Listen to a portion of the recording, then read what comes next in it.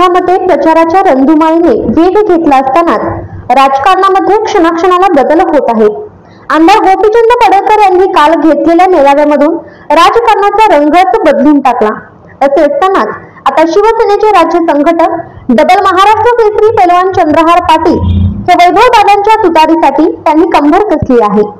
आपल्या जन्मगावी भाळवणी येथे महाविकास आघाडीचे उमेदवार वैभव पाटील यांच्या प्रचारानिमित्त आयोजित केलेल्या प्रचाराचा शुभारंभ डबल महाराष्ट्र केसरी पैलवान चंद्रहार पाटील यांच्या हस्ते झाला। यावेळी संपूर्ण गावांमधून प्रचार फेरी काढण्यात आली। यावेळी संजय मोहिते, केशव पाटील यांच्यासह कार्यकर्ते उपस्थित होते। आदरणीय भाऊ व व्यासपीठावर बसलेले सर्व मान्यवर, खरं तर अनेक दिवस झालं निवडणुकीची प्रक्रिया चालू झाल्यापासून अर्ज भरून झाल्यानंतर सुद्धा खानापूर आटपाडी मतदारसंघामध्ये माझ्या बाबतीत संभ्रमावस्था निर्माण झाली होती। कारण महाविकास आघाडीची उमेदवारी म्हणून वैभवदादांची घोषणा झाली आणि महाविकास आघाडीचा लोकसभेच्या उमेदवाराची काय भूमिका असणार तुम्हाला सांगायला आज अभिमान वाटते। तुमच्या समोर सगळ्यांच्या समोर बसलेले बऱ्यापैकी भावनिक ग्रामस्थ आहेत। शिवसेना पक्ष प्रमुख उद्धव ठाकरे साहेबांनी विधानसभेच्या निवडणुकीची थोडीफार जबाबदारी काही भागातली माझ्यावर दिलेली आहे। त्यामुळं काल कोल्हापूरला होतो, परवा दिवशी मुंबईला होतो, अर्ज भरल्यापासून इथे माझी उपस्थिती नव्हती।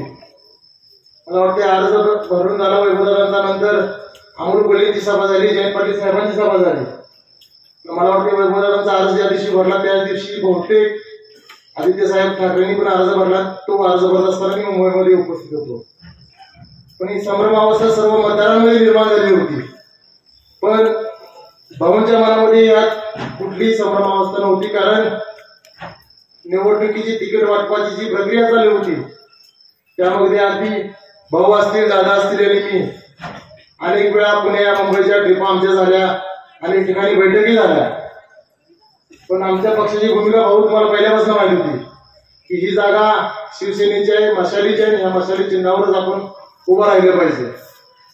पण मी आमच्या सर्व प्रमुख नेत्यांना, शिवसेना उद्धव बाळासाहेब ठाकरे या पक्षातील प्रमुख नेत्यांना सर्व पुढे बसून समजून सांगितलं की तुतारी असल्यानंतर काय होईल, मशाल असल्यानंतर काय होईल।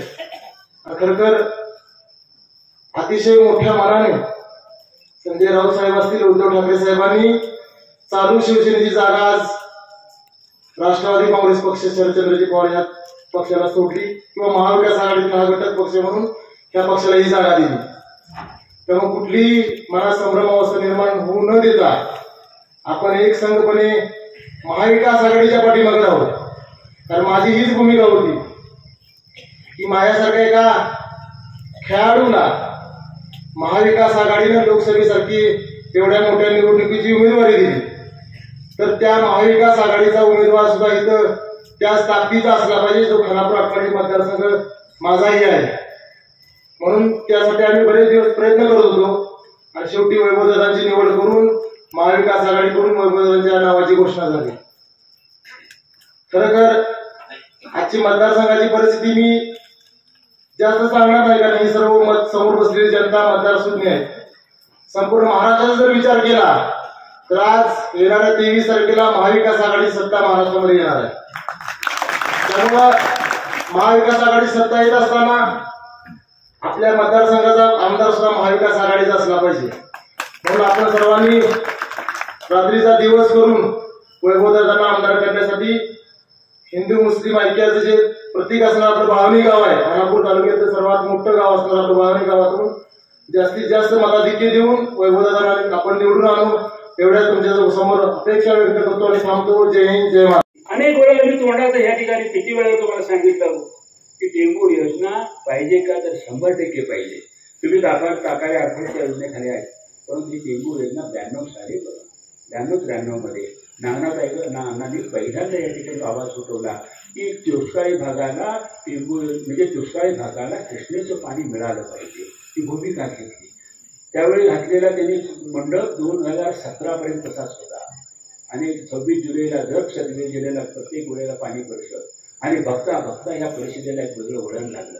कृष्णा खोरे मंडळाची स्थापना झाली. 95ला तो युतीचं सरकार आलं. त्या सरकारने या योजनेला मान्यता दिली. बॉन्ड्स काढले, रोटे विकायला निघाले. 600 कोटीच्या वेळेला 600-700 कोटीचे बॉन्ड निघाले. एका वेळेला 5 तालुक्यामध्ये रेकॉर्डची कामाला सुरुवात झाली. बघता बघता ह्या योजनेला मूळ स्वरूप यायला लागलं.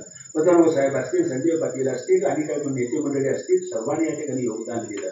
गणपतराव देशमुख आपण आतापर्यंत झालेल्या सगळ्या आमदारांनी त्याला योगदान दिलं. ज्याला ज्याला जेवढं शक्य होतं तेवढं त्यांनी करतो. 2004 ते 2014 1200 कोटी रुपये मिळाले. तुम्हाला मी माहितीला माहुलीला घेऊन गेलो. पृथ्वीराज चव्हाण मुख्यमंत्री होते, शशिकांत शिंदे पालकमंत्री मंत्री होते. तुम्हाला घेऊन तिथं आपण उद्घाटन केलं. पतंगराव साहेबांनी शिवाजीनगरच्या तलावापर्यंत पाणी आणलं होतं. ते आपण माहुलीच्या तलावापर्यंत घेऊन आलो, माहुलीच्या विहिरीपर्यंत घेऊन आलो, माहुलीचं पंप चालू केलं. आटपाडीपासून आपण बुधाच्या तलावापर्यंत पाणी घेऊन आलो. तिकडं भाजीनगरच्या तलावात पाणी घेऊन आलो. तुम्ही साक्षीदार आहात तुमच्या देखील. त्यानंतर 4था टप्पा, त्यानंतर 5वा टप्पा झाला. त्यानंतर आता 6वा टप्पा आला.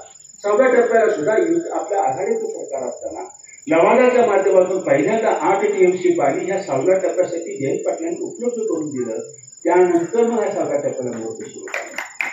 हे सगळ्याचं योगदान आहे. आज झालं का पाहिजे तर झालंच पाहिजे, कारण हा तुमच्या आमच्या जीवनमानाचा प्रश्न आहे. पण हे सगळं होत असताना मला असं वाटतं की ह्या मतदारसंघाचं एक भविष्याचं वेध घेणारं जे विजन आहे, ते विजन प्रत्यक्षामध्ये उतरवण्यासाठी हे आमदारकी एक साधन असते. हे भोगायचं साधन नाही, मिळवायचं साधन नाही. कोणातरी सोय करण्याचे, 2 पिढ्याचं कल्याण